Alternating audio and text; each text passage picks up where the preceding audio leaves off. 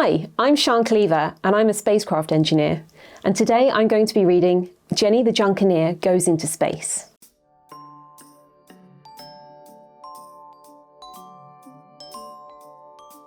Jenny is a junkineer, a very special sort of engineer who's great at turning junk into brilliant inventions.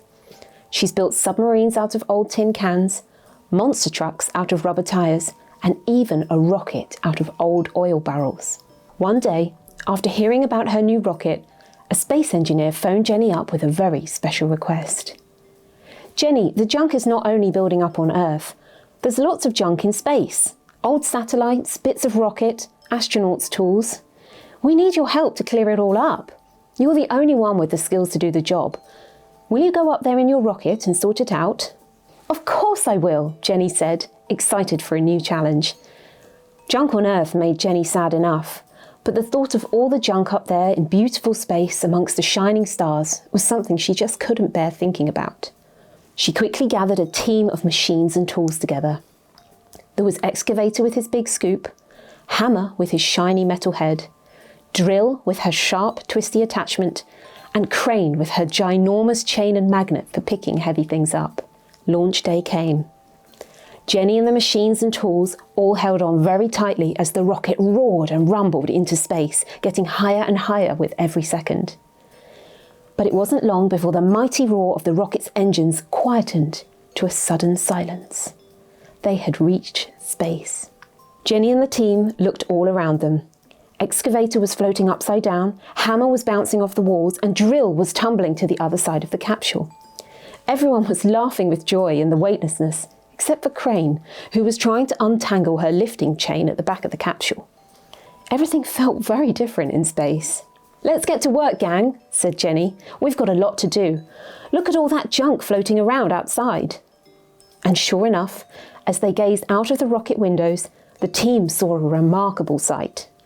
What looked at first like a field of shining stars actually turned out to be thousands of pieces of junk floating in space. It came in all sorts of sizes, from the smallest of nuts and bolts to big chunks of metal the size of a car. As the junk tumbled and turned through space, it glinted and gleamed in the light of the sun. Jenny strapped jetpacks onto the machines and tools as well as herself, and one by one they zoomed off out of the door of the rocket.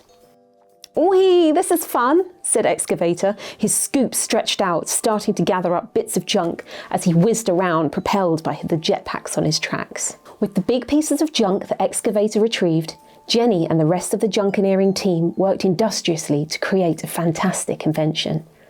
Slowly, and with Jenny's help, Drill drilled holes into old bits of satellite junk, Hammer hammered together sheets of metal from old rockets, and Excavator continued to scoop up as much junk as he could. The weightlessness of space took a bit of getting used to, but it wasn't long before a huge, shiny space station made out of the junk started to take shape in front of their very eyes.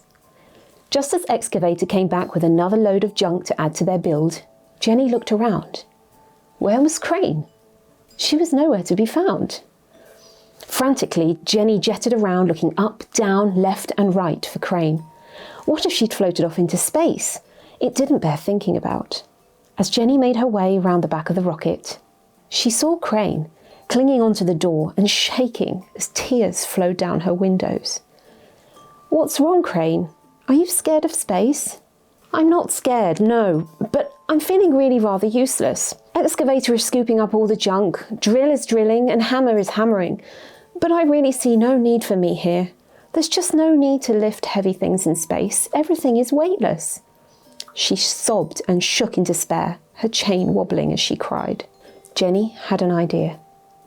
She took hold of Crane and jetpacked her over to where the others were attaching a big domed window to the far end of the new space station. "Look, Crane, look out into space. What do you see?" "I see thousands of stars," Crane said, sniffling. "Thousands of stars, yes," said Jenny. "But if you look closely, you are also seeing thousands of tiny pieces of space junk floating freely in space. They're too small, and there's far too many of them to be scooped up by Excavator's scoop." Crane's eyes focused onto the tiny pieces of space junk, but still she didn't see how she could be of much help. "We need you, Crane," said Jenny.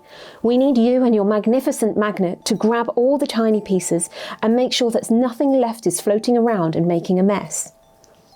Crane's eyes lit up.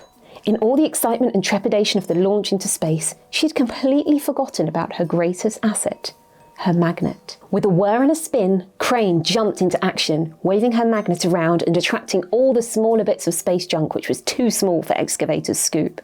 "I'm doing it! I'm helping!" she yelled as slowly, piece by piece, and with everyone doing their designated job, the incredible space station made from junk grew and grew into something quite impressive.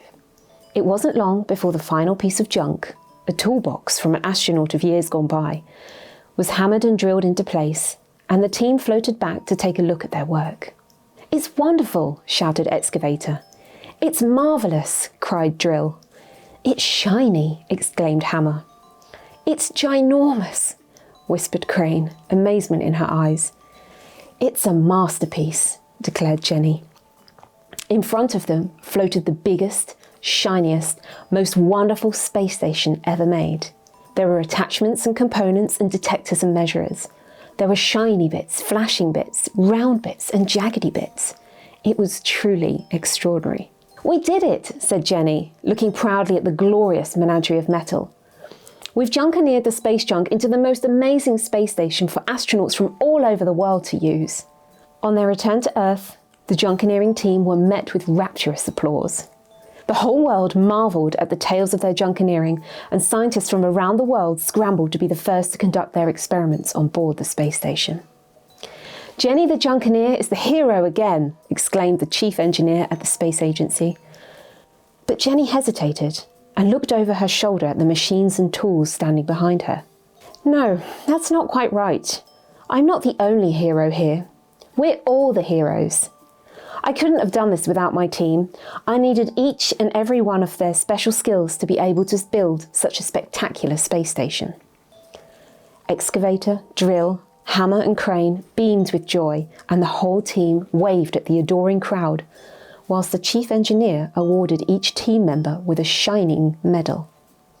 Made out of junk, of course. The end.